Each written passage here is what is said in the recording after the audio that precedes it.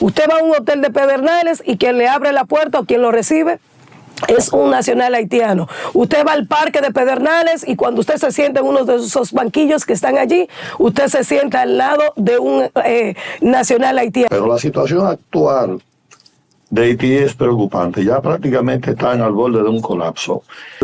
El tema de los kenianos fue totalmente un fracaso. Yo he venido a visitarla aquí en el día de hoy porque me conmovió mucho una historia que reseñó en el día de hoy el periódico Diario Libre, donde hablaba de que hace muchos años su padre era propietario de los terrenos donde hoy está el Aeropuerto Internacional de las Américas, doctor José Francisco Peña Gómez.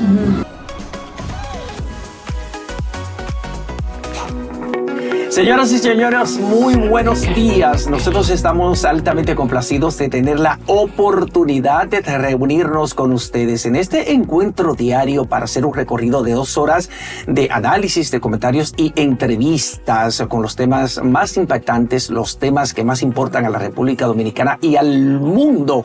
Aquí estamos, Anadecy Guerrero, la guerrera de la comunicación, en sustitución de nuestra compañera Maximiliana Mansueta. Tenemos aquí a Yala Mieses y que les habla José Tomás Paulino para acompañarles en este encuentro hoy, viernes, día 3 de enero del año 2025. Buenos días, chicas hermosas. Muy buenos días. Buenos días, José Tomás. Buenos días, Yala Mieses. Un gusto tenerte con nosotros a esta hora de la mañana aquí en Matutino Su Mundo. Nosotros, como siempre, pues agradecidos de Dios por esta gran oportunidad que nos ha dado de estar en este mundo que es pasajero y es el único donde no nos dan una residencia, sino que nos dan una visa de paseo. Por eso tenemos que hacer el bien, tener un comportamiento correcto para con nuestros allegados. A esta hora de la mañana iniciamos, como siempre, Matutino Su Mundo. Buenos días, República. Muy buenos días, de verdad, muy feliz y complacida de que me reciban por aquí. Estaré solamente unos días, pero yo feliz de volver nuevamente a estar en cada uno de sus hogares y deseándole que disfruten de este día, que estamos empezando un año y que andemos en paz y armonía, esa que deseamos. Cada 31, al amanecer el día primero, pues vamos a tomar un poco de ella. Bueno, los amables televidentes que nos siguen cada día van a estar súper felices, sobre todo porque eres una profesional muy talentosa y además por el bellísimo color que trajiste puesto. Hermosa, ay, gracias. De verdad, o sea que sí, lo van a agradecer. Hay que decirles a todos nuestros amables seguidores que Maximiliana Mansueta, nuestra compañera de labores diarias, tiene una licencia médica, tiene una pequeñita situación de salud, no es nada grave, no es nada de gran cuidado, pero los médicos le recomendaron 5 días de reposo y por eso en estos 5 días vamos a tener el privilegio de estar acompañados, Anadecy Guerrero y yo, de Yala Mieses, para ayudarnos a nosotros a hacer este viaje juntos con todos sus señores. El presidente de la República llegó ayer algo después de las 3 de la tarde de Puerto Rico, San Juan, Puerto Rico, donde estuvo participando en la toma de posesión de la nueva gobernadora de esa isla, Jennifer González Colón. Y en su discurso de toma de posesión, Jennifer González Colón habló de la importancia estratégica que tiene la República Dominicana para Puerto Rico y prometió que ella como gobernadora va a trabajar para fortalecer los vínculos comerciales y el intercambio económico, el intercambio artístico, cultural a todos los niveles para fortalecer las relaciones bilaterales entre República Dominicana y Puerto Rico. Hay lazos históricos muy fuertes que unen a la República Dominicana y a Puerto Rico. Decía pues la gobernadora en su discurso de que seguirá estrechando esos lazos económicos, pero de igual manera también esos lazos de amistad con el presidente Luis Abinader, con la República Dominicana. Pero también en su alocución se dio lectura a una comunicación que había dispensado el presidente Donald Trump, quien pues se sentía muy regocijado por el hecho de que ella fuera la representante de esa isla del encanto de Puerto Rico. Jennifer Guzmán, quien ha sido o quien es la presidenta del partido Nuevo Progreso y que es uno de los partidos en Puerto Rico más sólido que tiene ese país y que ha dado cátedra de cómo gobernar. Así que yo creo que Jennifer hará un excelente trabajo al frente de la Isla del Encanto. Tenemos un pequeño corte de la nueva gobernadora de Puerto Rico, vamos a escucharlo. Adelante. Distingo la presencia aquí del presidente de la República Dominicana, Luis Abinader, que nos honra con su presencia. Y le adelanto que Puerto Rico y la República Dominicana continuarán cosechando lazos económicos y de amistad como siempre lo ha habido. Distingo. Ahí estuvimos escuchando el corte de cómo ella distinguía al presidente que estaba allá. Y hubieron 2 puntos que llamaron mi atención. Primero, el compromiso que ella asumió de poder solucionar el tema energético que tiene ahora mismo Puerto Rico, que tuvieron un gran apagón finalizando el año. Y cuando en su discurso ella agrega que es una mujer felizmente casada. Y también cómo asume el pueblo de Puerto Rico en este momento de la juramentación cuando ella estuvo tomando. Esos 2 puntos llamaron muchísimo mi atención porque como ella quiere apropiarse de lo que es el pueblo de Puerto Rico y que cada puertorriqueño se siente identificado con ella y poder hacer ese avance que requiere realmente Puerto Rico, un cambio desde el corazón. Yo pienso que es muy importante ese discurso de ella, sobre todo la parte donde se refiere a la República Dominicana. Puerto Rico ha recibido históricamente a gran parte de la migración de la República Dominicana. Muchos dominicanos han ingresado a territorio norteamericano por Puerto Rico. Muchos han ingresado a Puerto Rico en situación irregular, en yolas, con documentos irregulares, y de hecho siempre hemos tenido históricamente un tratamiento muy humano, muy responsable y muy respetuoso aún a aquellos que son apresados habiendo violentado las normas migratorias de Puerto Rico.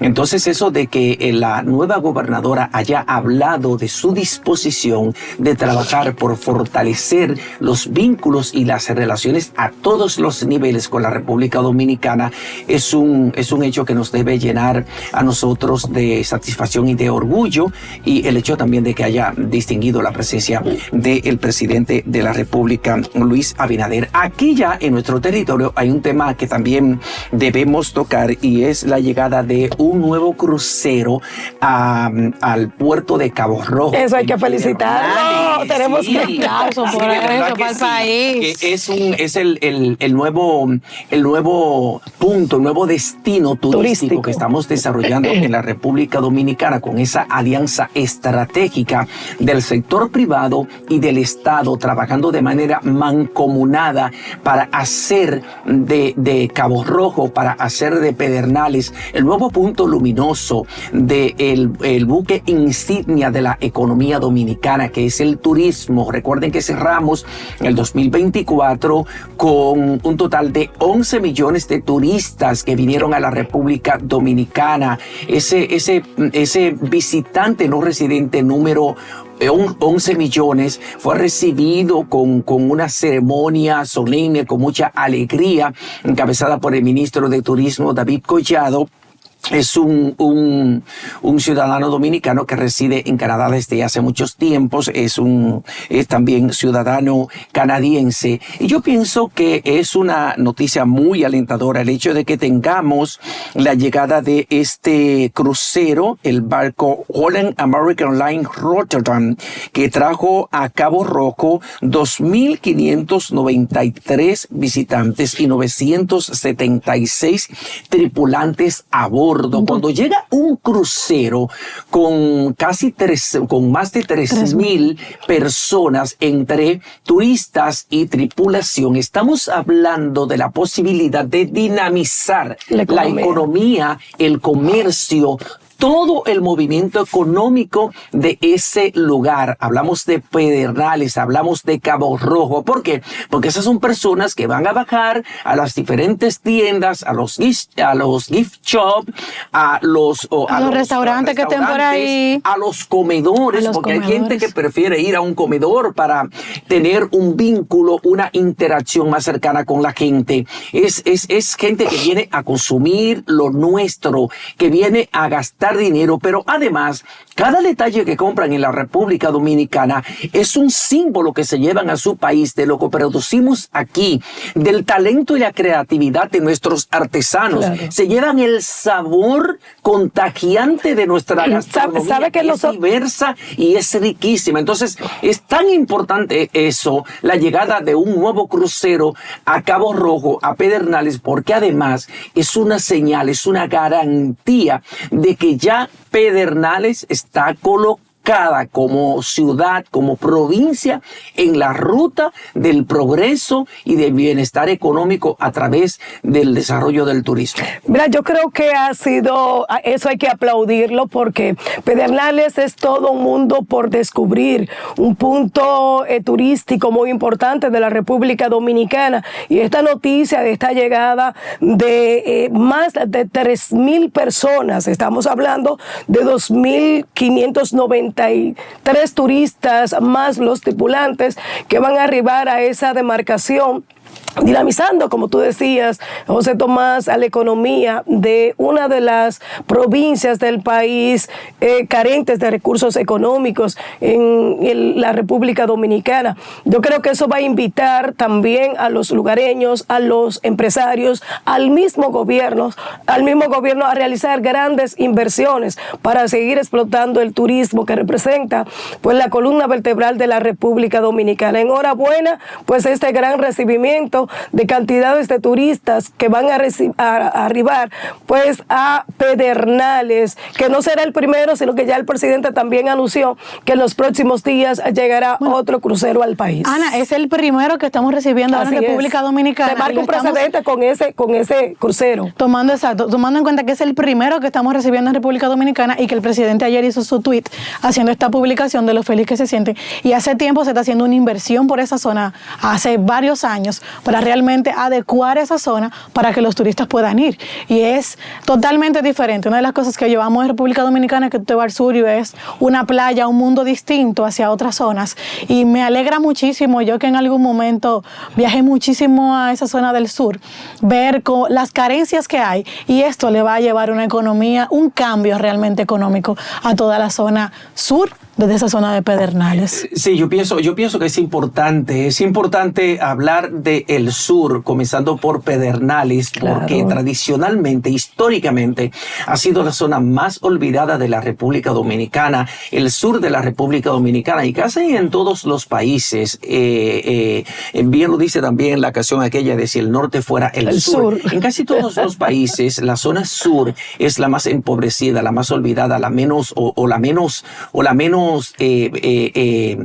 de menor inversión, que menos tiene desarrollo. Entonces, aquí en la República Dominicana no somos la excepción. En nuestra labor periodística, yo en el caso personal, que tengo 34 años de ejercicio periodístico ininterrumpido, cada vez que iba a un pueblo del sur, uno no podía evitar venir con cierto nivel de desencanto, de preocupación y de inquietud por las tantas necesidades acumuladas, porque allí había una carencia terrible de los servicios básicos fundamentales. Claro. La mayoría de las comunidades no tenían suministro de agua potable, no había agua corriente en los hogares, la energía eléctrica era un desastre, y esto por no hablar, por ejemplo, de la dificultad que tiene la gente del sur, la gente más empobrecida del sur, para resolver la más elemental de todas las necesidades básicas, que es la necesidad de la alimentación. Hay gente muy pobre en el sur. Hay gente que todavía pasa hambre en el sur. Pero por supuesto, claro. Yo creo que también estos visitantes también traen consigo una invitación a migración.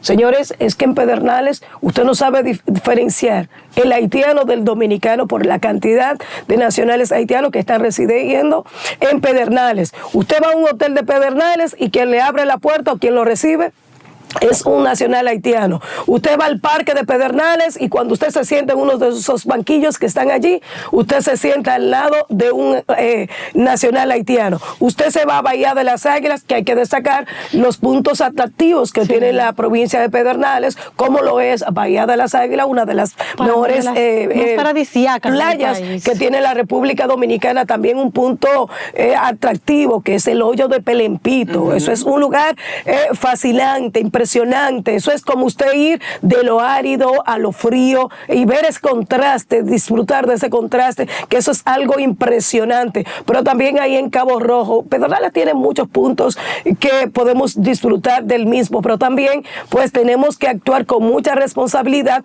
porque si bien es cierto de que vienen cantidades de turistas, que ya comenzó a explotarse ese punto de la República Dominicana, lo menos cierto es que nosotros tenemos que tener la responsabilidad de salvaguardar la integridad física de cada uno de esos turistas que arriban a la República Dominicana a través de Pedernales, en esos cruceros que desde ya comenzaron a llegar a ese punto turístico. En migración, seguir trabajando con la repatriación de los nacionales haitianos, y las autoridades que tienen que ver con el Ejército Nacional, seguir salvaguardando la seguridad nacional ahí en ese, tanto el CESFRON como el Ejército Nacional, para que también preservemos a esas personas que nos vienen a visitar. Punto importante, que no vayan a migrar esas bandas de Haití hacia esa zona, y también hacerle un llamado a todas esas personas que están ahí, a esos empresarios, a esos que venden, mantener los precios, no abusar de los precios, porque veamos un extranjero, que creo que el Ministerio de Turismo vive en una campaña constante solicitando que mantengamos esos precios y la economía crece, y también no llevan esa mala imagen hacia otros países. Felicitaciones a la gente de Pedernales, de verdad que... Yo feliz, estoy muy contenta con eso, de verdad, de verdad. Hace tiempo que los ojos del gobierno, que los ojos del país y los ojos del mundo se volcaran hacia Pedernales, porque tiene unas bellezas inconmensurables, no solamente la playa Bahía de las Águilas, el hoyo de Pelempito. Pedernales es una provincia rica en historia, rica en diversidad, rica en unos paisajes hermosísimos, y el que no conoce Pedernales, el que no conoce las bellezas paradisíacas de Pedernales, yo les invito a que adquiera el último libro escrito por uno de los periodistas de mayor formación, talento y capacidad creativa de nuestro país, Carlos Julio Félix, un orgullo de Pedernales. Carlos Julio Félix escribió un último libro donde él recoge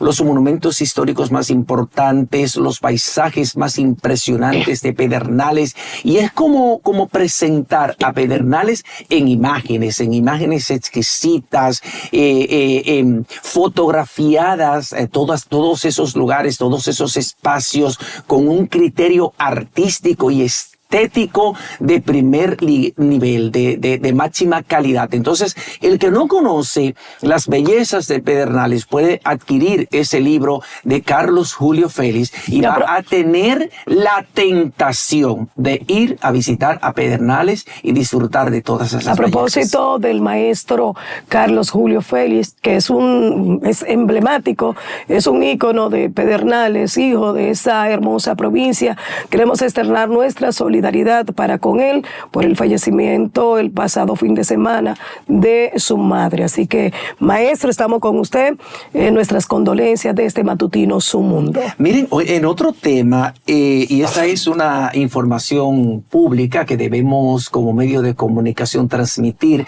a todos ustedes, la Embajada Norteamericana en nuestro país informó que el día 9 próximo, la Embajada estará cerrando todas sus actividades. Esto para participar y como tributo de recordación al expresidente de ese país, Jimmy Carter, que como saben ustedes falleció esta semana a los 100 años. Jimmy Carter fue una figura emblemática de la política norteamericana, fue presidente de ese país, pero no logró la reelección presidencial porque perdió esa contienda frente a a este otro presidente, a Ronald Reagan, él perdió la reelección. Sin embargo, el no haber logrado la reelección no fue un escollo en su carrera política, porque de ahí, de salir de la presidencia de los Estados Unidos, él se convirtió en un ente de consulta, en un referente, en un baluarte de la lucha por el fortalecimiento de la democracia en los Estados Unidos, por el fortalecimiento de los nexos y los vínculos de Estados Unidos como esa gran nación con los países, con sus países aliados, con el mundo, y además se convirtió en un propagador y en un luchador de la paz, por el fortalecimiento de la democracia en otras naciones, por la promoción de la paz con base a la concertación, con base al diálogo. Entonces fue un referente de eso, un referente de democracia, un referente de apertura, un referente de concertación, y era una especie de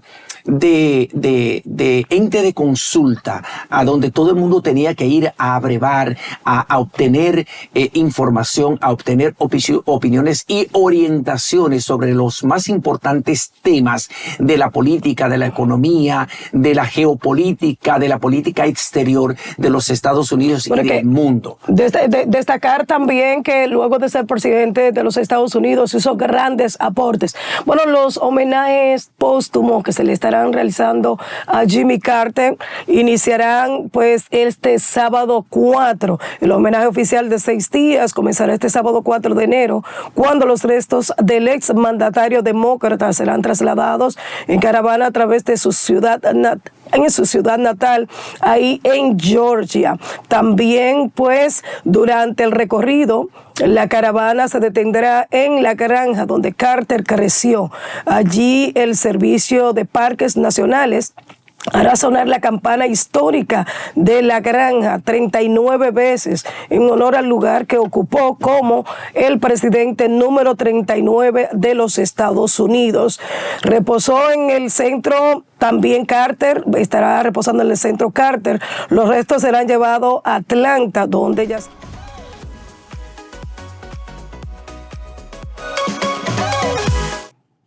Seguimos con Matutino Su Mundo en este viernes, día 3 de enero del año 2025, y tenemos que hablar un poquito de la situación que vive Haití, que recibe el nuevo año inmerso en la más grave crisis, en la más rampante violencia que haya vivido en toda su accidentada historia de 221 años desde que fue declarada su independencia. En Haití, por ejemplo, en los primeros días de diciembre fueron asesinadas 180 personas en una nueva embestida por las bandas asesinas y criminales que han sembrado el terror en ese país desde el magnicidio, desde el asesinato del presidente Jovenel Moïse el día 7 de julio del año 2021.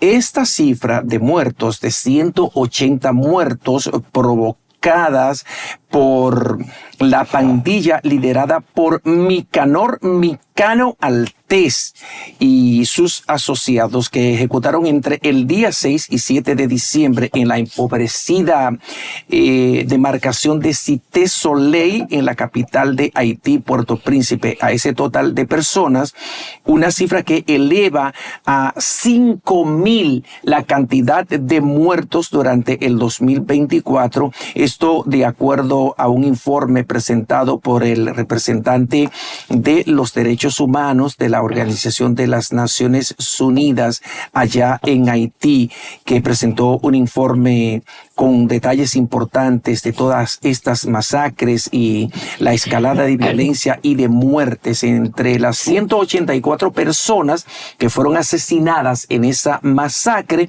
hay 127 hombres y mujeres mayores de edad, según el informe de el alto comisionado de los derechos humanos de las Naciones Unidas, el señor Volker Turk, que lo dio a conocer en una conferencia de prensa, y dice, por ejemplo, un reporte de la cadena internacional CNN que las pandillas han cruzado la línea roja, las pandillas han desbordado en Haití. Dice la noticia que la causa de que él haya decidido mandar a asesinar a estas personas fue causada por la grave enfermedad de su hijo Nicanor, acusando de que fue a través de prácticas del vudú. Y que por estas prácticas vudú, pues él decidió mandar a asesinar a ancianos en especiales y estas 180 personas. Pero estamos hablando de más de 5,000 personas que han perdido la vida en ese hermano país, producto de la ola de delincuencia que está afectando a los haitianos. Y por eso ustedes ven la ola de haitianos que están saliendo de manera despavorida de ese país porque quieren salvaguardar sus vidas. Para nadie es un secreto de que Haití pues ha predominado la delincuencia, el desorden, porque ha sido un estado fallido.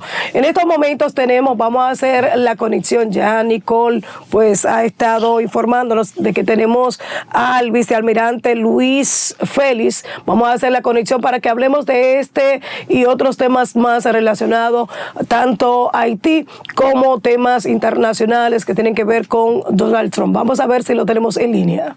Buenos días, vicealmirante. Saludamos al vicealmirante Luis Félix Roa, un experto en temas de inmigración, un experto en estos temas internacionales, y por eso queremos analizar con él la situación de Haití. Buenos días, ¿está con nosotros? Buenos días, país. Bueno, quisiera de entrada, vicealmirante, que nos haga una evaluación de la situación de violencia que vive Haití y qué podemos esperar de esta misión internacional de pacificación que encabeza Kenia, que todavía no da avisos de que pueda ser lo suficientemente efectiva como uno esperaba. ¿Cómo puede usted analizar toda esta situación de violencia que ha aumentado en los últimos días en Haití? Bueno, antes que todo, y la violencia va a continuar y va a aumentar, pero la situación actual de Haití es preocupante. Ya prácticamente están al borde de un colapso. Haití, ahora mismo, su primer ministro, el Fritz Belzer, que fue el que sustituyó a Gary Conille, a ese señor nombrado por el Consejo de Gobierno haitiano, era inclusive un ministro de deporte, una persona que no tiene absolutamente ninguna formación política, pero ya el Consejo de Gobierno lo ha nombrado. Ese Consejo de Gobierno actualmente, que lo preside el señor Leblanc, que inclusive ha venido mucho aquí a Santo Domingo, le dejó como punto de agenda a ese señor, al primer ministro, a Fritz, bueno, que tenía que trabajar en el tema de la seguridad y que tenía que trabajar en la organización de elecciones. Primero, son 2 adefesios en este momento. Eso es prácticamente de nada esperarse. Se puede sentir a un pueblo, mire, el pueblo de Haití se siente más que nunca inseguro. Incluso han abandonado la zona urbana hacia la zona rural aproximadamente unos 690,000. Ya prácticamente desde mitad del 2003 hasta el 2004, se han ido a las zonas rurales y la mayoría de ellos son mujeres y niños que tienen un terror que no lo aguantan. La pandilla ahora mismo tienen el control de la capital, o sea, es un 81% del control de la capital. Y de lo que ustedes mencionaban hace un momento de la Ciudad del Sol, Cité Soleil, esa está ocupada en un 90% por el grupo que se ha consolidado. Ese grupo tiene un 90%, pero es porque también hay que resaltar que tienen armamentos de guerra y armamentos modernos y municiones suficientes. El éxodo hacia las afueras de esas personas no es más que un mecanismo de presión de ellos mismos para poder seguir manteniendo el control. Y lo penoso de todo es que todavía sectores del empresariado y sectores de poder de Haití mantienen la logística a esos grupos para que les sirvan de apoyo a ellos mismos. Incluso estos son datos que ha dado la Organización Internacional para la Migración, Ustedes saben que allá hay una organización que se llama la OIM, que está ahí desde el 94 y es un apéndice de la ONU. Ellos mismos han afirmado que esta gente tienen una operación ahí de armas como nunca se había visto, y que esas armas inclusive había conocimiento de que estaban entrando por puertos que todo el mundo sabía por dónde.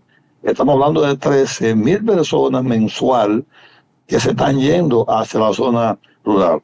Los conflictos inclusive que tienen ellos mismos, la misma pandilla, estos secuestros, las extorsiones, los asesinatos, todo eso son parte de su modus operandi, pero tienen un solo eje y un solo objetivo. ¿Hacia dónde va? Mantener ese estado que tienen ahí, para ellos mantener la hegemonía, y lo han ido consiguiendo.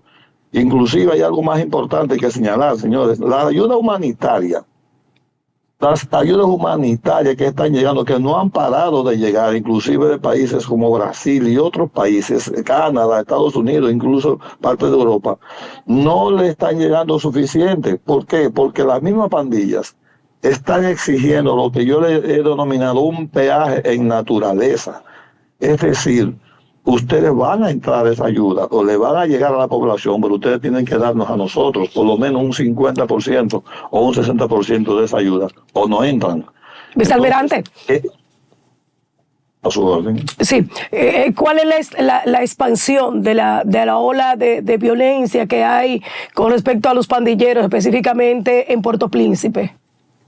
La expansión, pues por esa gente ya tienen prácticamente, como les dije, el 90%, el 81% asegurado, y se siguen expandiendo.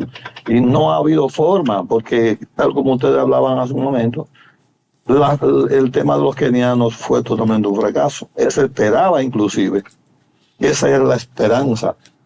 Se hizo todas las diligencias para que hicieran una presencia los kenianos, y recuérdense ustedes que cuando llegaron en junio, que llegaron 200 y después en julio llegaron 200 más. Ellos a su llegada hicieron toda clase de alarde, e inclusive las emisoras haitianas le dieron la bienvenida. Ustedes son africanos, ustedes son negros, son bienvenidos a Haití, qué bueno que vinieron.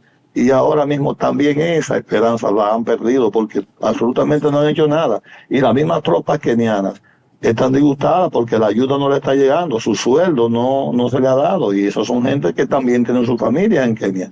O sea que fue totalmente un fracaso. Pero también señalar algo importante en esto es que cuando las tropas llegaron, hemos dicho en reiteradas ocasiones, no trajeron un golpe de impacto, no trajeron una planificación ni una táctica operacional, no trajeron golpe, no vinieron con ninguna planificación, y por lo tanto los de las pandillas, sobre todo Cherisier, recuerden que lo primero que hizo fue, cuando supo que llegó la tropa, el primero que dijo fue: estamos dispuestos a negociar. ¿Por qué? Porque tenían el temor de que iban a llegar los Rambo. Sin embargo, se dan cuenta a los 16 días de que esta gente ni siquiera salieron a patrullar, y no tenían un plan operacional ni táctico para atacar, y por lo tanto ahora esta gente recrudecieron su poderío. Es un asunto que realmente se convierte en muy complejo. Vicealmirante, una pregunta: ¿en qué entiende usted que han fracasado los militares kenianos? Bueno, primeramente en dos ejes principales. Lo primero es que no se preocuparon por planificar, por lo menos si se está anunciando un año antes que ellos vienen, era tiempo suficiente para que los mismos Estados Unidos, que son los que han anunciado que le han dado la mayor ayuda de unos 300 millones de dólares, que para mí es algo pírrico, debieron haberle proporcionado también los datos de inteligencia para que ellos pudieran hacer una planificación y llegar directamente ya con esa planificación y un golpe de impacto. Por lo tanto, eso fue totalmente un fracaso. Para mí, desde el punto de vista militar, ese fue el primer fracaso. El segundo fracaso es que ellos no sienten el apoyo que se les ha prometido. Se les prometió un apoyo y no lo tienen. Ellos se sienten como decir, para que por lo menos los oyentes puedan interpretarlo mejor, es que ellos lo único que han dicho: nosotros nos trajeron aquí. Pero ¿y ahora qué va a pasar con nosotros? O sea, nosotros estamos prácticamente abandonados aquí. Quisiera que me hable, vicealmirante, de la posición, por ejemplo, de los Estados Unidos. Ha estado colaborando con ayuda financiera, económica, pero las demás potencias del mundo que de alguna manera se comprometieron con ayudar, con apoyar esta misión internacional por la pacificación de Haití, no han estado cumpliendo, y precisamente ahí deviene la preocupación y el desencanto de las tropas kenianas porque están totalmente abandonadas. ¿Qué podría pasar si no hay una reorientación de la ayuda internacional hacia Haití? Que se vayan las tropas kenianas y que Haití vuelva a ser el desorden todavía peor que estamos avisorando o que uno teme. Bueno, lo primero que yo le voy a afirmar a ustedes es que yéndose las tropas kenianas y quedándose lo mismo, o sea, no representa absolutamente nada que se queden y que se vayan, porque no han asegurado ningún sector neurálgico. Los puertos y los aeropuertos, usted vio cómo atacaron un avión de Spirit, un helicóptero de la ONU inclusive fue ametrallado. O sea, la tropa keniana lo podemos descartar, o sea, no es necesario. Ahora, el liderazgo de la ayuda, el liderazgo de las operaciones estaba a cargo de Estados Unidos. Sin embargo, Estados Unidos parece que no ha tenido un poder de convocatoria para que esos países puedan cumplir con lo que dijeron, pero el mismo Estados Unidos no ha cumplido con lo que ha prometido. O sea, yo prácticamente en lo personal, lo que tengo es como la esperanza de que con la nueva agenda de Trump pueda haber una ayuda. Recordemos que Trump estableció como uno de sus ejes temáticos de campaña, que le dieron el triunfo, el tema de la migración y sanciones fuertes incluso para los países que facilitan esa migración, como es el caso México, Guatemala, Panamá. Incluso han designado ahí al zar de la frontera, a Tom Homan, que es una persona que tiene una mano muy fuerte y viene con unos programas muy fuertes y amparándose en un orden jurídico que lo va a servir de apoyo. Sin embargo, yo veo que la agenda que tiene el presidente Trump para el día 20 de enero, por ejemplo, el caso que tiene pendiente con Ucrania y Rusia, el caso de Israel, con la Franja de Gaza, el caso de la guerra económica que le espera con China, la propia economía interna que tiene una inflación bastante alta debido al apoyo que ha tenido que darle a Israel y a Ucrania. Además, los acontecimientos que nos esperan ahí con el Cono Sur y América Central, que ahora va a haber elecciones de varios gobiernos y que si se descuida no va a poder conseguir lo que ha anunciado, que es lograr gobierno de centro derecha. Todo eso va a tener muy ocupado en la agenda de Trump.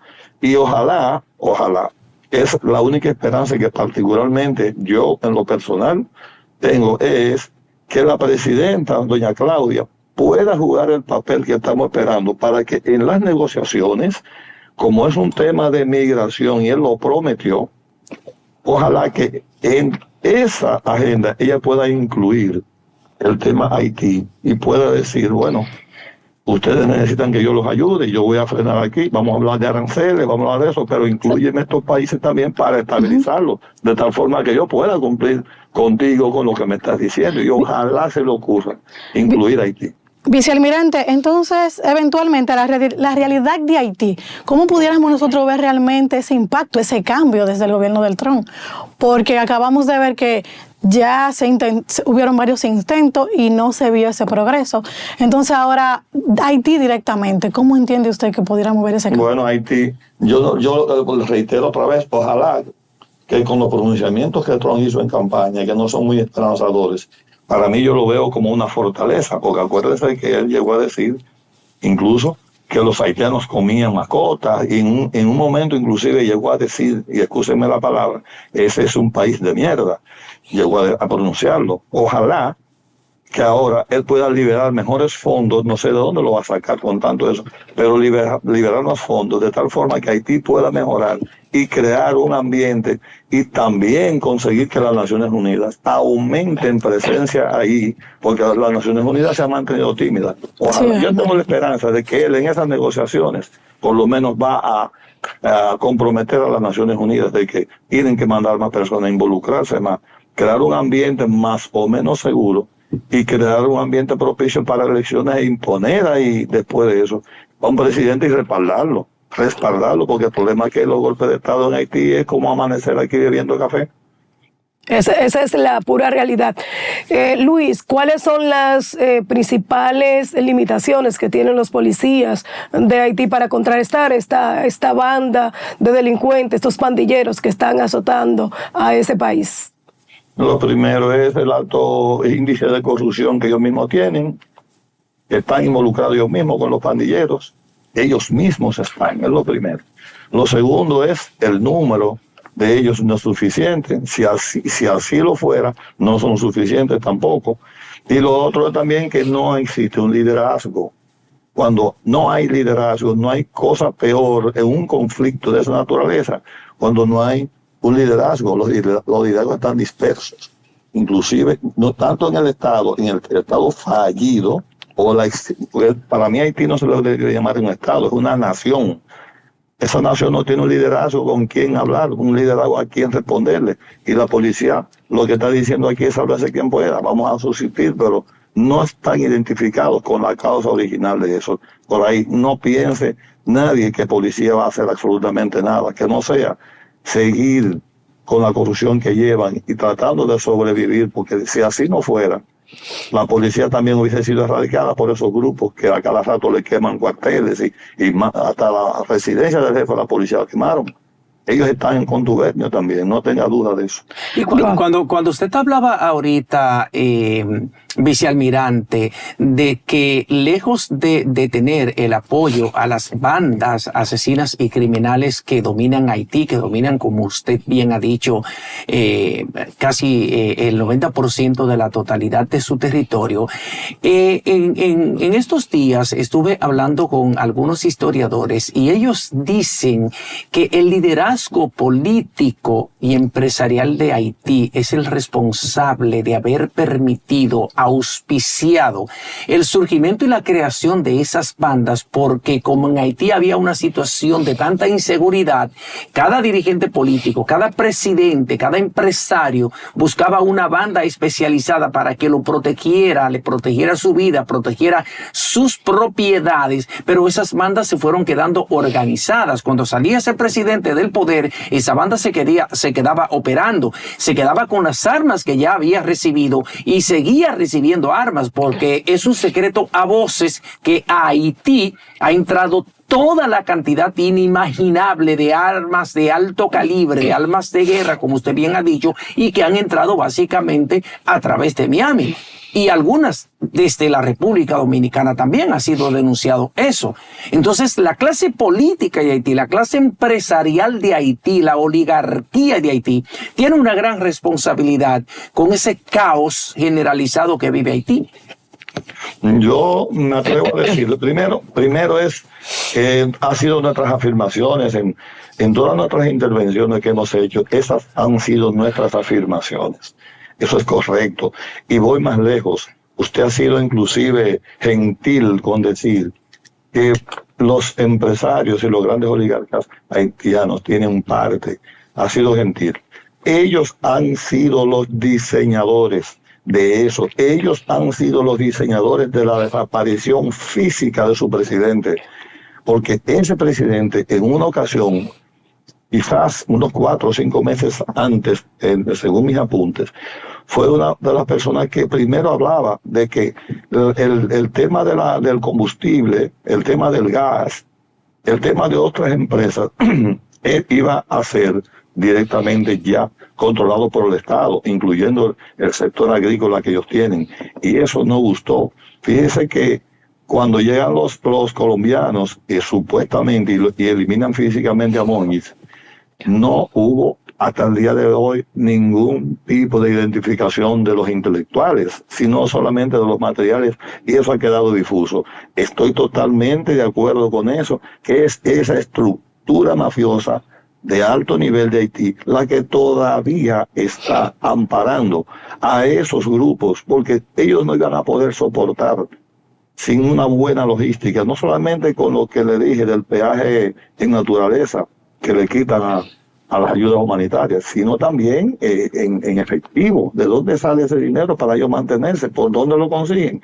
Directamente de ahí. Por eso es un tema muy complejo, que solamente la solución a mediano o largo plazo que se vislumbra es necesariamente una intervención más fuerte, con una persona gobernando y con el apoyo de un brazo militar fuerte ahí dentro que mantenga eso en orden, hasta ir erradicando a esos grupos, no controlándolos, erradicándolos. ¿Qué pasaría si terminaran asesinando al líder de ellos, a Barbecue? A Jimmy Cherizier Barbecue. No, eso no es una solución, eso no es una solución. Usted me va a eliminar ese líder, ¿y qué va a pasar? Hay 20 líderes más que a lo mejor están locos ya para que él se quite de ahí. Porque fíjense una cosa, señores, si vamos a ser más objetivos y ojalá que podamos interpretar lo que intento decir.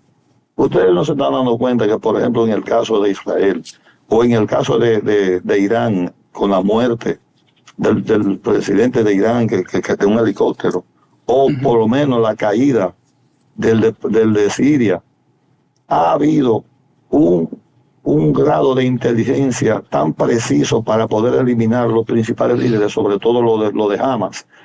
¿De dónde se ha conseguido una inteligencia tan exacta como para caerle encima a un líder desde altura de 30.000, 40.000 pies de un dron y eliminarlos?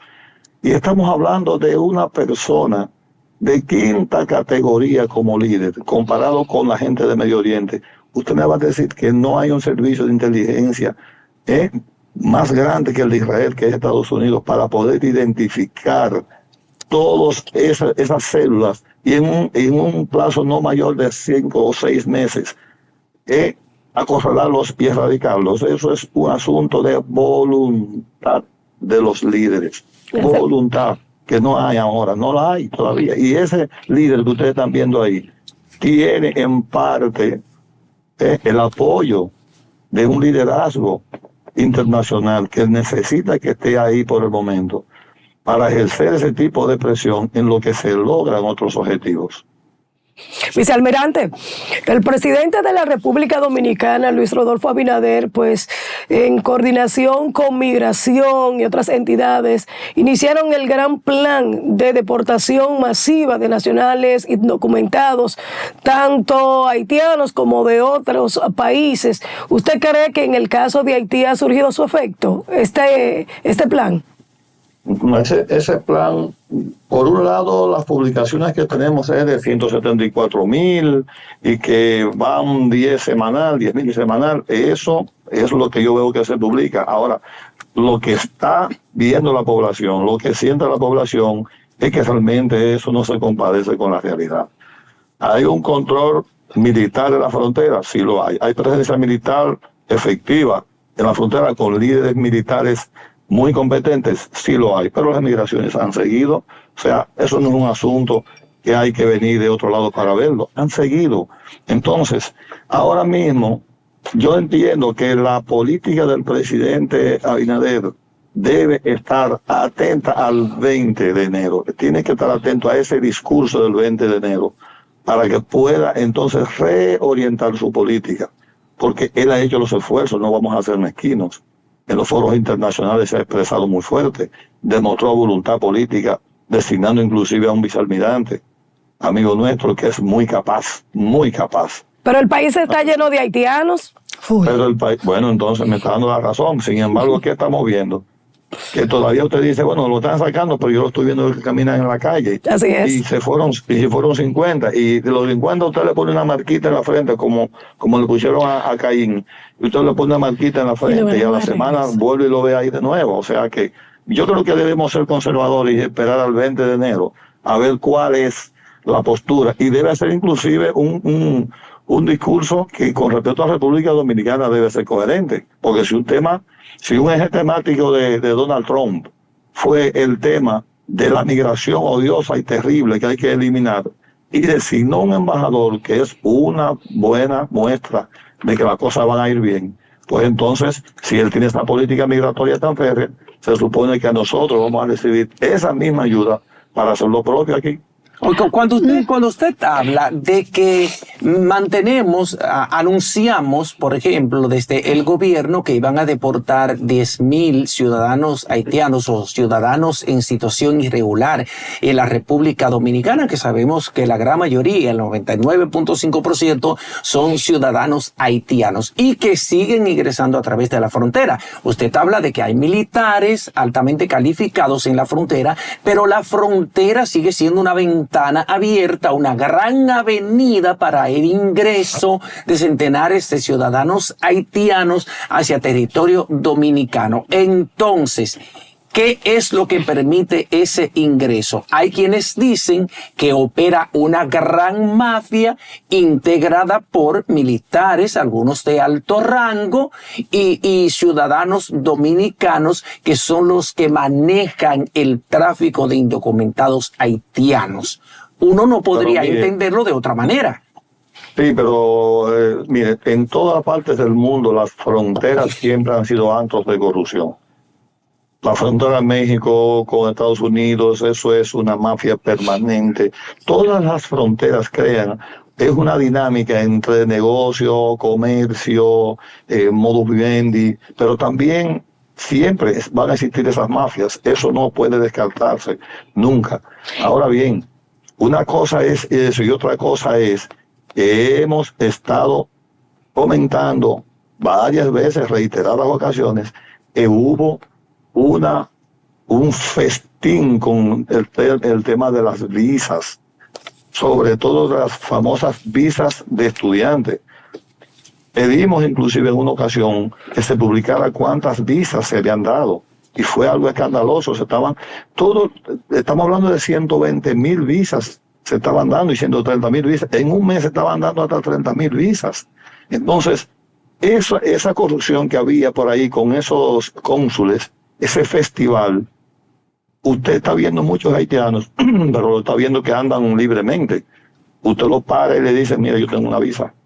Y el operativo de inmigración lo para y dice, no, yo tengo una visa. Esas son cosas que hay que mantenerlas bien atentos, porque cuando esas visas se venzan, hay que darle cumplimiento. Pero no podemos desconocer que hubo un festival muy alegre de muchas visas. Y esas presencias que usted está viendo ahí, independientemente de que no descarto lo que usted dice de la frontera, pero también hubo un exceso en las visas y hay muchos de ellos que tienen su estatus aquí temporalmente legal. Teniendo nosotros esta permisidad, vicealmirante, en nuestra frontera, ¿qué tan seguros estamos nosotros de que esas bandas no intenten penetrar a nuestro territorio dominicano también a cometer sus hechos ilícitos? Bueno, te acaba de ver que recientemente capturaron aquí un jefe fuerte de una de esas bandas. Eso lo publicaron los periódicos, no le está diciendo el almirante Félix Roa. Usted lo vio que lo publicaron, lo capturaron aquí. Incluso lo cruzaron para aquel lado y en cuestiones de minutos ya la población lo había quemado vivo.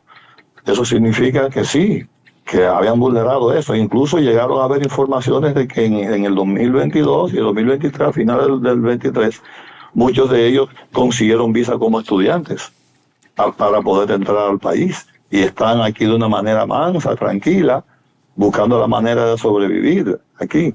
Eso yo no lo dudo, no lo descarto, pero tampoco descarto que los servicios de inteligencia militares dominicanos estén activamente detrás de eso, porque ellos saben perfectamente el peligro que representa para la República Dominicana la presencia de ellos. No así con los haitianos comunes, que es un tema de sobrevivencia o supervivencia, que la misma ACNUR ha calificado como grandes calificados para refugio, porque acuérdese que si la ACNUR los analiza uno por uno de los que están aquí, calificarían. para eso. Vicealmirante, en esta semana Estados Unidos ha sido estremecido por dos acontecimientos que generaron pánico e inquietud. Por ejemplo, la del ciudadano que la emprendió con su vehículo con una multitud y mató a 15 personas. Era un hombre que se había identificado con el ISIS, un hombre que había grabado inclusive previamente un video expresando todo este malestar que sentía. Pero también hubo la explosión de una camioneta Tesla frente a un hotel propiedad del emporio del presidente electo de los Estados Unidos, Donald Trump. En su experiencia, ¿qué puede estar sucediendo? ¿Le estarán enviando un mensaje al presidente electo Donald Trump? Yo me identifico con ese postulado suyo. Para mí no son hechos aislados, no lo son. Hasta ahora mismo Estados Unidos tiene sus estrategias, sobre todo en el manejo de la prensa. Y si fuera República Dominicana, yo haría lo propio. O sea, no voy a alarmar a un país con casos como esos, pero acuérdense que tenemos una situación muy difícil en Medio Oriente. Recuérdense que Raisi, él murió, era un presidente islámico. También el tema del de Siria, que fue destituido. Uh-huh. Esos eran parte de lo que le llamaban el eje de la resistencia. Y entonces, eso no han sido coincidencias, han sido golpes bajos que se le han dado a esas personas, a esos grupos de poder, como Hamas también, y se le ha hecho una baja fuerte.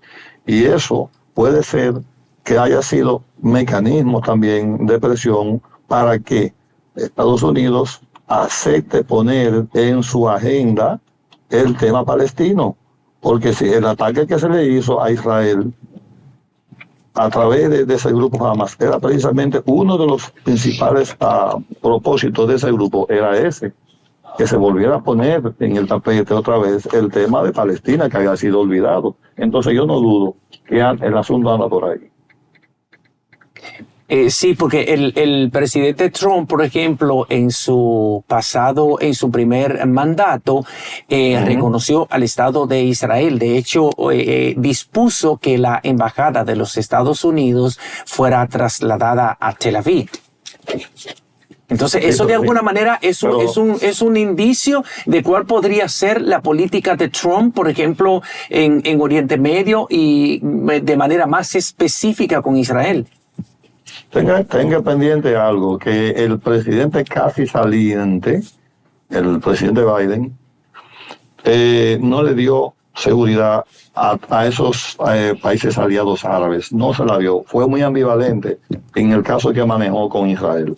Recuérdese que por un lado le dio apoyo económico y le dio suficientes fondos y armas, pero por otro lado le decía al mismo líder de Israel, le decía, usted no puede llevarse de lo que nosotros nos llevamos en el 11 de septiembre, que la rabia que nos arropó, pudimos conseguir el objetivo de quitárnosla, pero también esa rabia nos hizo cometer errores. O sea, usted debe tener eso en cuenta. Por un lado le dijo, aquí tienes armas, tienes dinero, pero yo creo que también te estás excediendo. No sé, ese tipo de ambivalencia pone tanto a Irán como a Siria, a los iraquíes, lo pone en un dilema. Entonces ven acá, ¿en qué estamos con este hombre? ¿Con quién está? ¿Con quién no está? Entonces vamos a hacer lo mismo.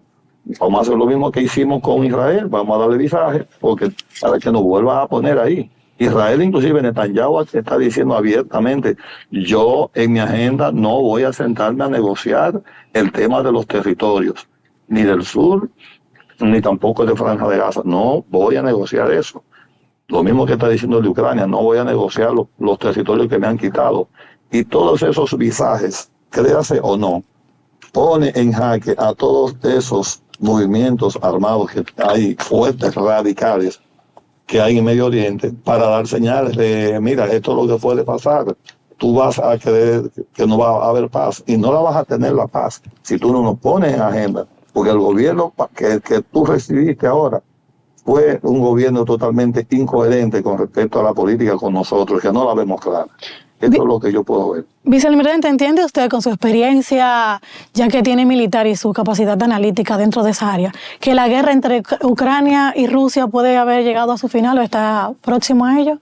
Yo pienso que es muy alegre decir que llegó a su final, pero sí le puedo vaticinar que eso se va a detener. Eso se va a detener porque en la agenda de Donald Trump, acuérdese, vuelvo otra vez con la palabra, el eje temático que tuvo parte de migración fue: voy a detener la guerra. Ahora, Rusia está en su mejor momento de negociación porque Rusia lleva ganada la guerra. No nos vamos a perder en eso. Tiene 468 kilómetros de territorio ganados y ha habido menos muertos que en la Franja de Gaza. Fíjese, entonces, él lleva ganada la guerra. Pero Putin ha demostrado cierta simpatía por un negociador natural que se llama Donald Trump. Hay que reconocer que no es un loser, no es un perdedor, es un negociador natural. Y a Putin ellos hacen cierta química y no dudo que se sienten en una mesa, que se van a tener que sentar, y me imagino que ya lo han hecho, me imagino que ya han hecho contacto. Y dentro de esos puntos estará seguro que Putin le va a decir: vamos a negociar, pero en base a nada con la OTAN y a Ucrania y los territorios conquistados más otros territorios que yo necesito que son nuestros. En base a eso hagamos esto. Y también la salida de Zelensky, que podría ser también una de las mejores, porque Zelensky se subió en la mata, pero ahora no sabe cómo bajarse. Y la mejor salida sería que ya que se vaya, porque de hecho su parlamento le ha dicho: usted ya cumplió con su mandato y le estamos dando este tiempo por la guerra, pero usted no ha resuelto nada. O sea que creo que va a haber es mi opinión, va a tener que salir Zelensky renunciando, poner una persona ahí, negociar de nuevo, y en esa mesa Rusia primero, recuérdese de esos puntos, él va a hablar de nada con la OTAN y Ucrania, y segundo, los territorios que ya yo tengo ya están conquistados. En base a eso, comencemos a hablar para entonces nosotros asegurarle a ustedes el suministro de gas a través de Ucrania. Y en cuanto al presidente de los Estados Unidos entrante, Donald Trump, que ha dado unas declaraciones de tomar el canal de Panamá, ¿qué opinión le merece? No. Él sabe muy bien que inclusive el recién fallecido Jimmy Carter firmó un demócrata natural, porque para mí Jimmy Carter fue el padre de los demócratas, para mí. Y él sabe muy bien que el logro que se hizo de 77 al 99, en el cual ya se le entregaba el canal a los panameños, es un asunto que en la política exterior de Estados Unidos sería un revés, sería uno de los errores mayores.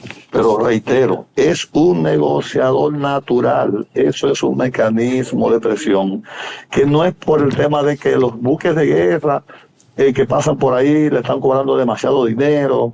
No es eso, es lo que está tratando de darle señales a China de que ustedes tienen las narices metidas en el canal y piensen en que tienen que irla sacando. ¿Por qué? Porque el cono sur en los próximos 2 meses o 3 meses va a comenzar a tener un movimiento de centro derecha, porque los gobiernos de izquierda que están ahí han sido un fracaso, ya están fracasando, y entonces ha habido un rechazo de la misma población, y Donald Trump está atento a eso.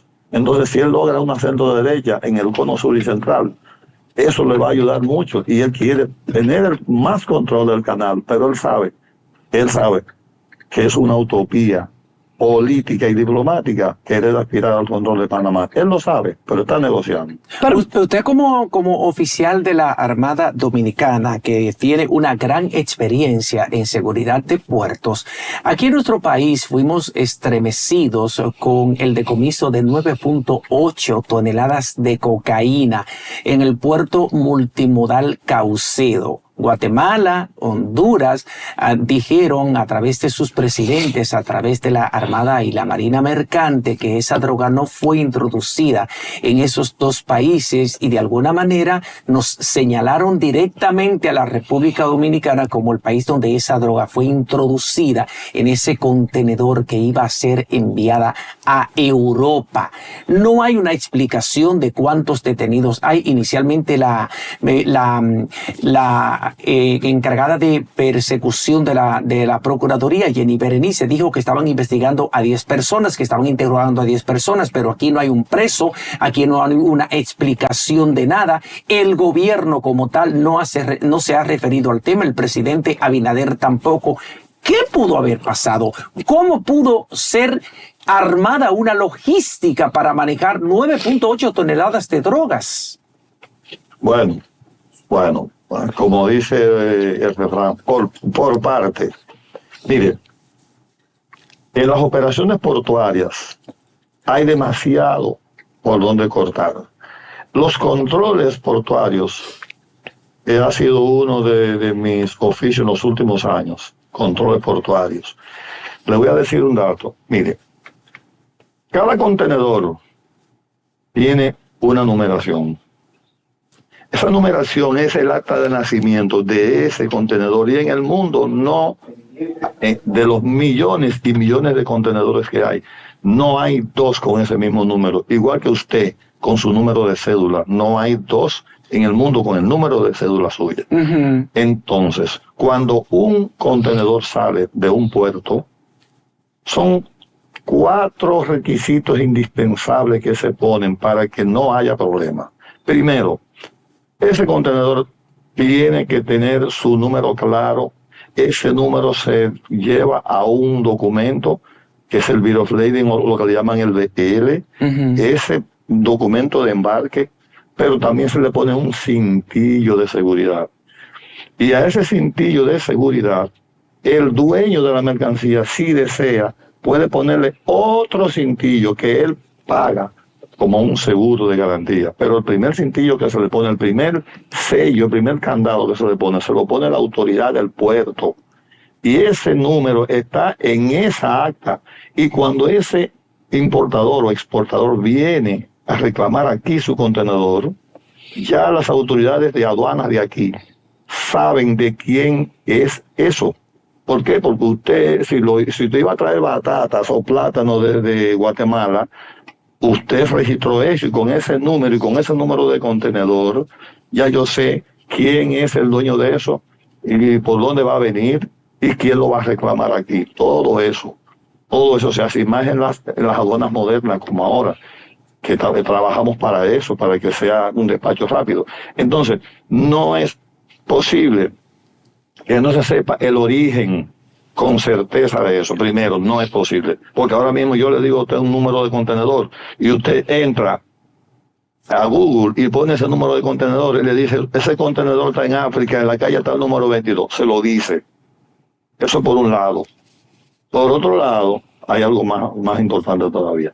Cuando esos contenedores llegan a puerto, están siendo revisados. Normalmente, cuando se ve que ahí hay ilícitos, lo primero que uno hace es al representante aquí, le pregunta, pero usted vino aquí a sacar ese contenedor.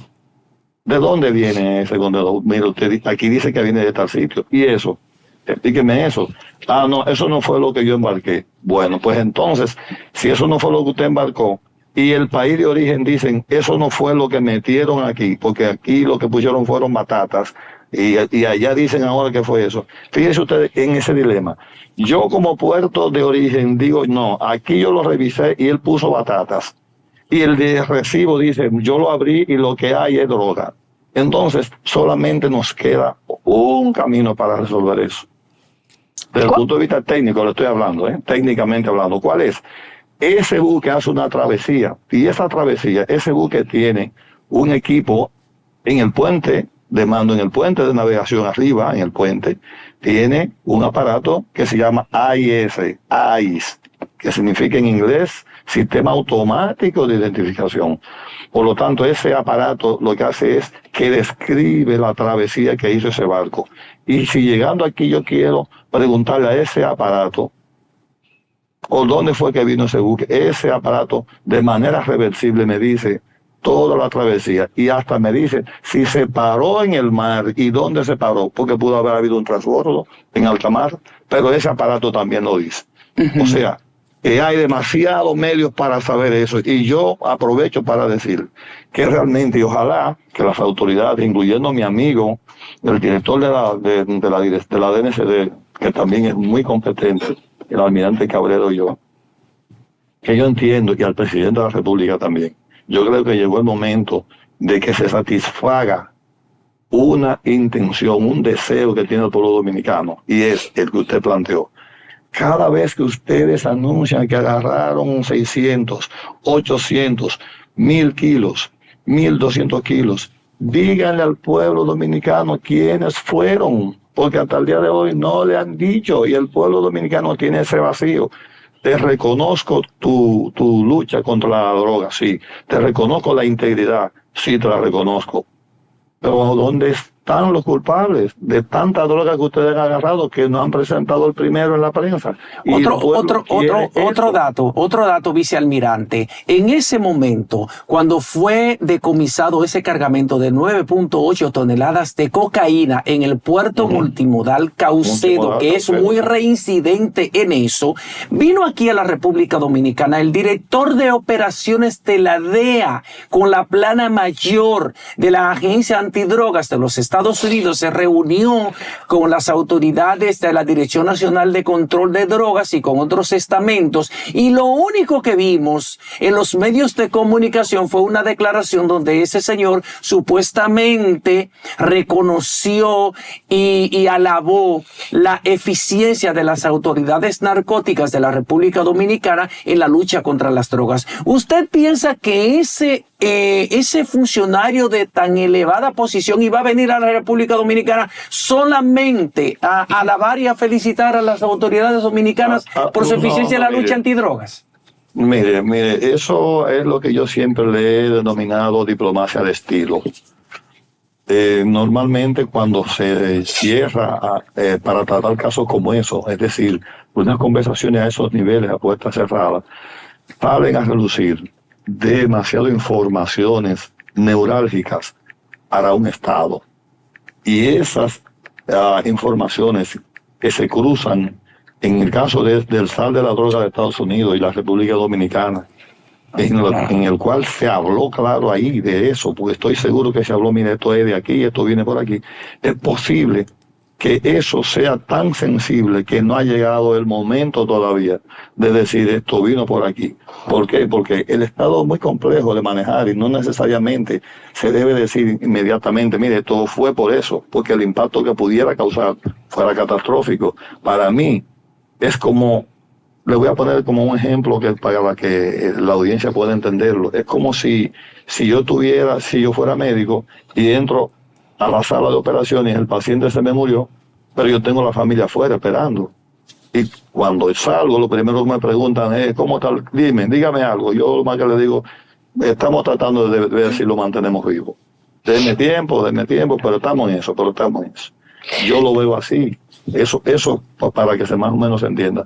Pero realmente yo estoy prácticamente seguro de que ya el origen de eso ya es sabido. Técnicamente hablando, vicealmirante, ¿cómo se manejan 9.8 toneladas de cocaínas en un puerto como este? ¿Cómo se maneja? No entiendo la pregunta. El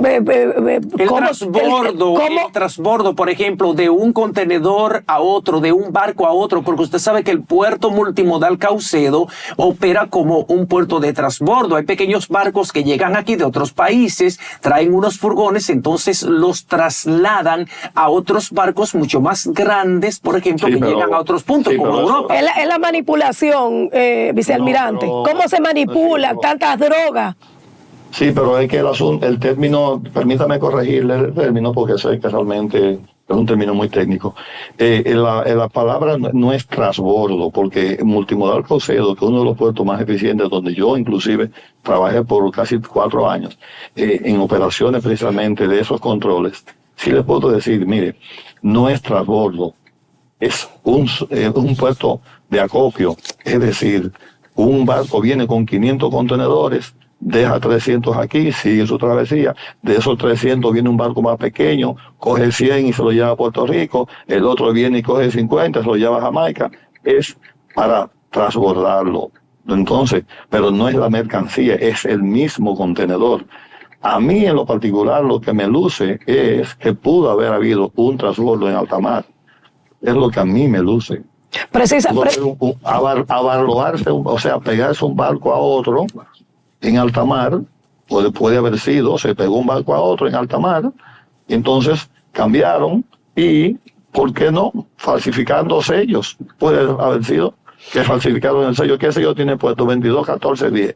Dame uno 221410 porque es parte de una operación de mucho dinero, de miles de millones de pesos, y eso puede ser posible, todo eso.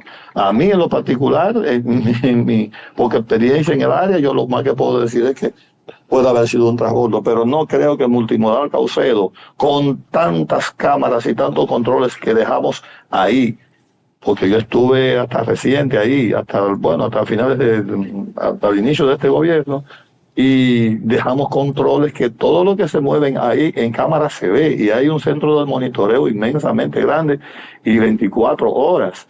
O sea que un contenedor, no es verdad que en cámara yo me voy a poner a abrir un contenedor, sacar esa mercancía, ahora ponme esta. Eso es una utopía operacional, eso no es posible. Lo que se hizo fue con ese mismo contenedor desde el origen, sin cambiar de contenedor, porque había que cambiar demasiados documentos y iba a dejar demasiados rastros. Eso tiene que haber sido para mí un transbordo.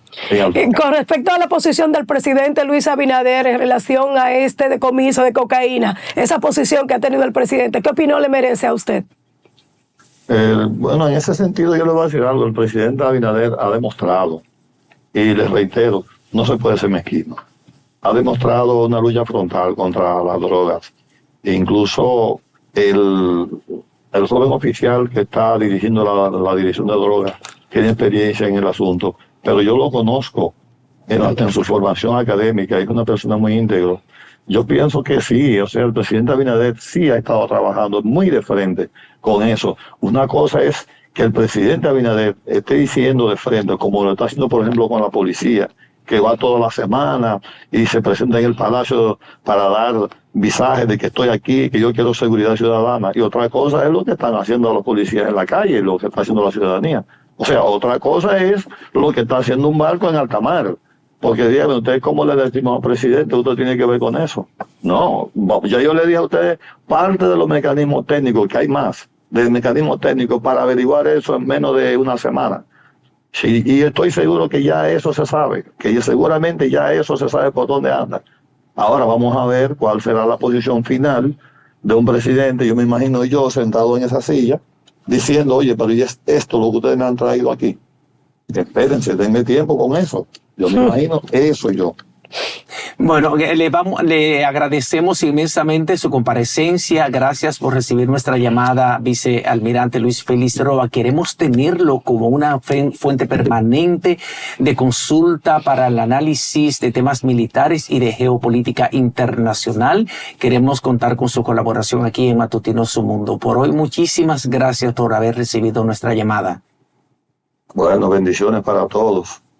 Amén. Gracias, igual para usted, que este 2025 sea de progreso y bienestar. A ustedes, amables televidentes, quédense ahí. En cuestión de segundos estamos de regreso. Vamos ahora a una pequeñísima pausa comercial.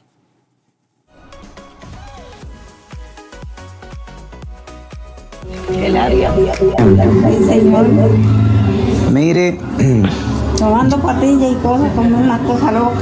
yo he venido a visitarla aquí en el día de hoy porque me conmovió mucho una historia que reseñó en el día de hoy el periódico Diario Libre, Ajá.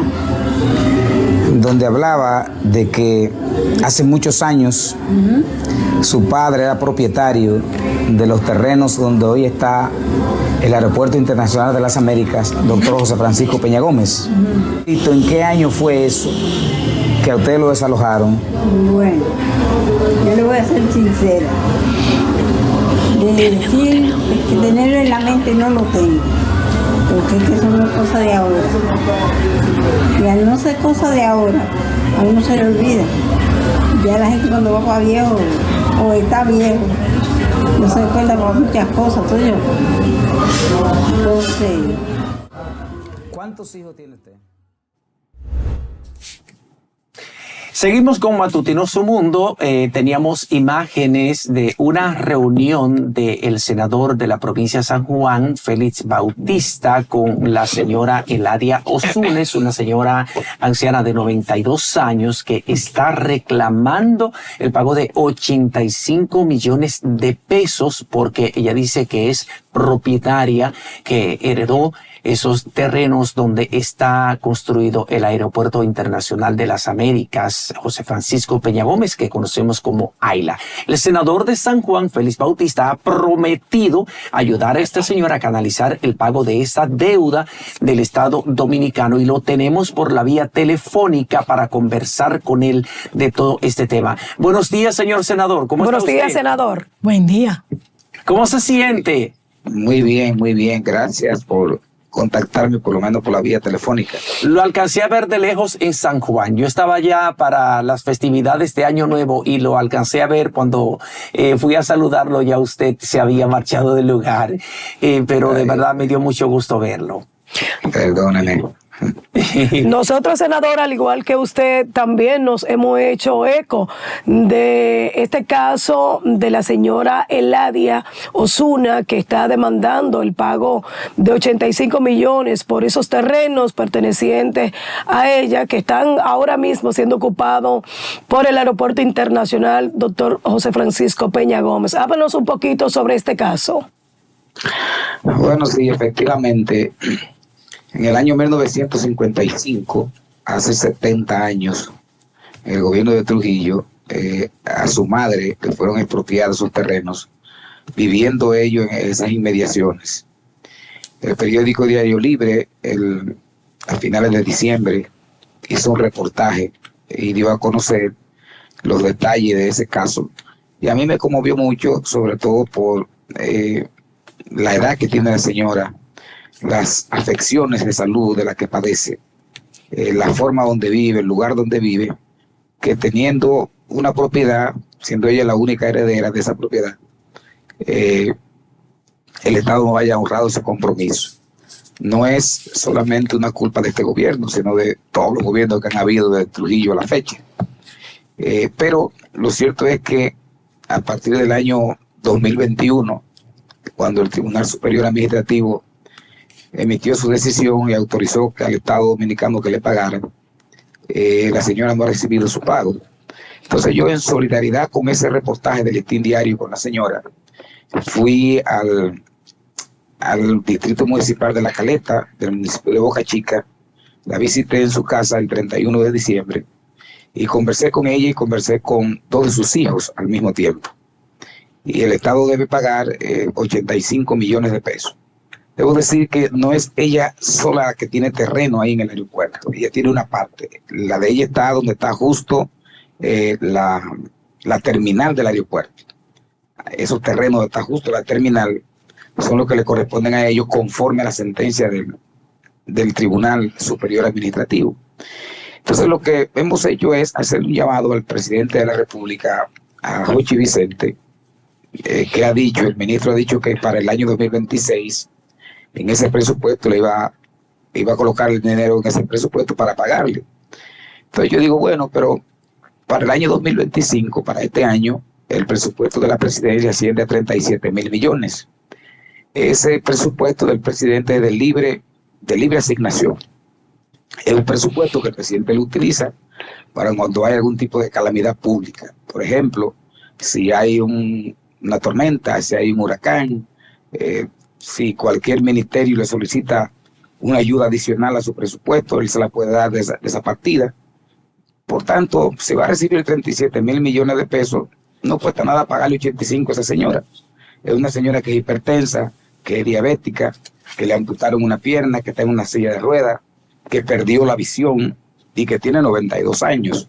Entonces, lo correcto es que en lugar de esperar un año más, el 2026, que a lo mejor la señora ya haya fallecido en un año más, por lo menos por el estado de deterioro en que yo la vi, que le paguen ahora, que le paguen este año esos 85 millones de pesos, porque efectivamente el ministro se ha comprometido que para el 2026.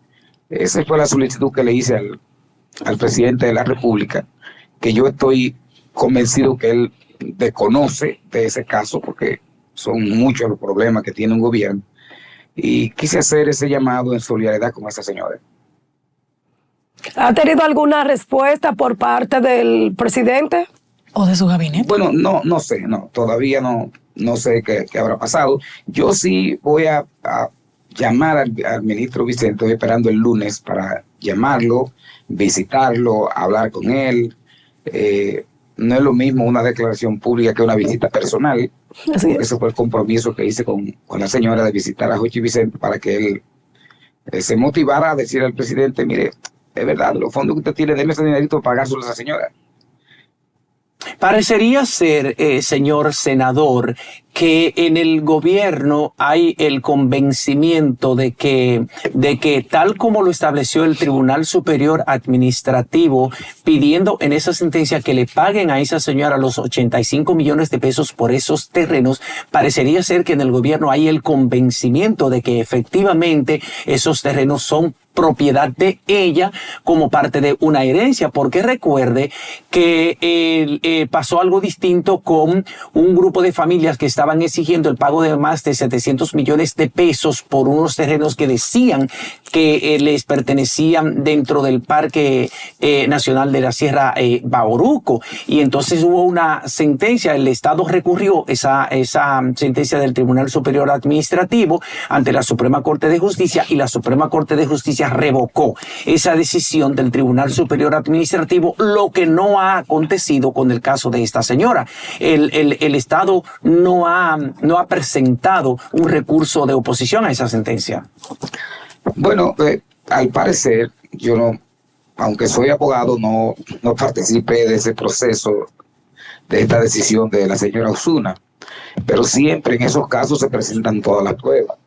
El tema de la titularidad, el tema de las actas de nacimiento de la heredera, el tema de las actas de nacimiento de los propietarios iniciales.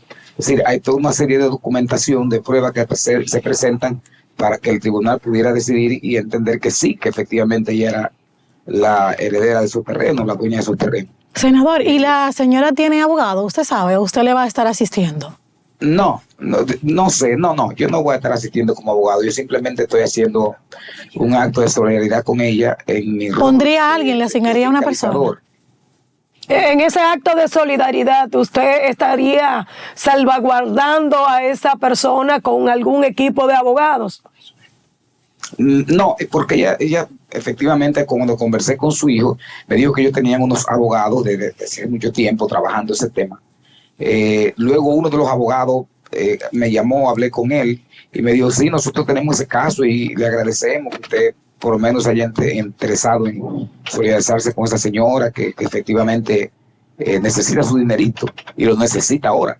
Porque mire qué pasa, si no le pagan a la señora ahora que está viva y ella fallece, entonces el proceso se alarga, porque hay que hacer una determinación de heredero para que el Estado entonces pudiera pagarle a cada uno de los herederos, y tiene 10 hijos. Entonces es un proceso que se alarga. Mientras tanto, si le pagan ahora, ella recibe su dinerito, ella puede reunir a sus hijos y entregarle a cada quien lo que le corresponde. Y es mucho más fácil. Senador, usted comentó que el terreno no solamente está ella, sino que también hay más personas involucradas. Entonces, en este caso, la excepción sería para ella y los demás ya que se queden para el 2026. No, porque estamos hablando de la decisión que le favoreció a ella. Uh-huh. Lo que yo digo es que los terrenos del Aeropuerto Internacional de las Américas, hay varias personas que son dueños, no solamente ella, sino que son varios. Pero el tribunal falló, hasta donde yo sé, falló para ella, lo que le corresponderían a ella, que no son como 12,000 o 13,000 metros cuadrados del total general, que son más de 200,000 metros cuadrados. Es decir, no es toda el área, sino el área donde está específicamente la terminal.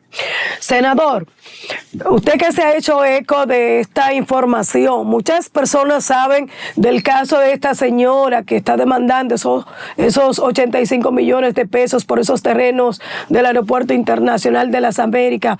Ahora mismo lo ha sabido por usted. ¿Usted cree que esos abogados que están llevando el caso tengan el quilate para enfrentar a esta potencia? Como usted bien sabe, sabe, la soga se corta por lo más débil.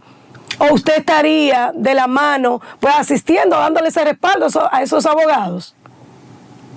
Bueno, yo más que los abogados es a la señora. O sea, mi solidaridad es con ella. Sí, precisamente, pero hay que tener buenos abogados, porque aquí no cualquier chivito va a llevar un caso como ese para tener ganancia. ¿O usted diría y se reuniría personalmente con el presidente para plantearle y que busquen solución? Sí, sí es necesario, sí. Pero yo pienso que con Jochi lo podemos resolver. Yo he tenido buenas relaciones con Jochi Vicente. Yo lo llamo para otros casos, otros temas, y él siempre responde. O sea, no creo que haya que llegando el presidente, sino que él como ministro de Hacienda sirva como de canal. Correcto. De hecho, él dijo que sí, que le iba a pagar, pero en el 26. Senador, con usted es imposible sostener una conversación en un espacio como este sin hablar de política y sin hablar de su provincia, una de las provincias más productivas de la República Dominicana, San Juan. ¿Cómo está San Juan? Usted sabe que en el inicio del primer gobierno de Luis Abinader declararon a San Juan en estado de emergencia, dispusieron la construcción de una cantidad de obras para impulsar el desarrollo, invertir una cantidad, miles de millones de pesos en San Juan. ¿Qué ha pasado con eso? ¿Están construyendo esas obras? ¿Cómo está San Juan en el aspecto económico y social?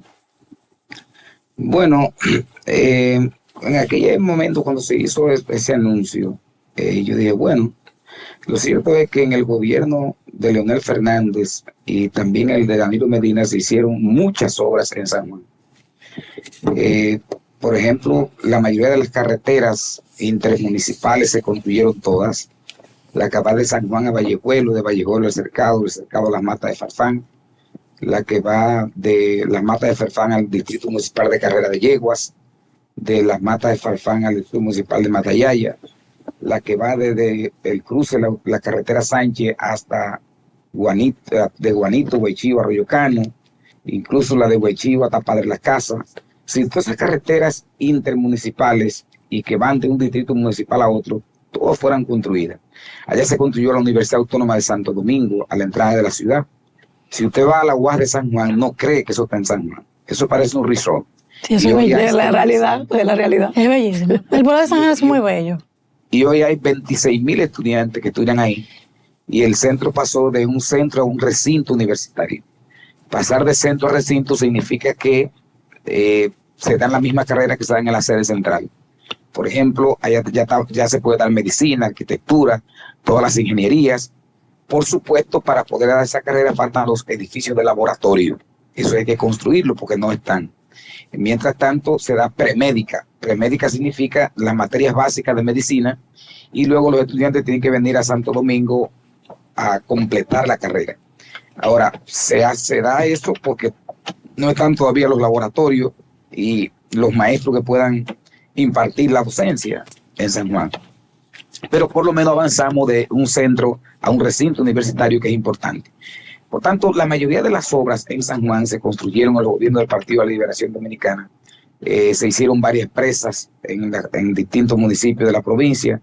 Y en ese sentido, en términos de infraestructura, la provincia está muy bien. Ustedes, si lo visitaron, pudieron comprobar que es una ciudad que está limpia. El alcalde Lenin de la Rosa ha hecho un trabajo extraordinario como alcalde en el municipio de San Juan de la Maguana. Y así los distintos municipios, distritos municipales, repito, en términos de infraestructura, las cosas están bien, comparado con otros territorios. Senador, me consta porque he tenido la oportunidad de visitar esta hermosa provincia sobre esos trabajos importantes que se han venido realizando durante muchísimos años. Quisiéramos saber ya en otro tenor sus aspiraciones para el año 2028. ¿Cómo andan? Bueno, falta mucho todavía. Estamos iniciando el año 2025. Pero hay movimientos. Bueno, lo que yo hago es que trabajo todos los días, yo en lo personal.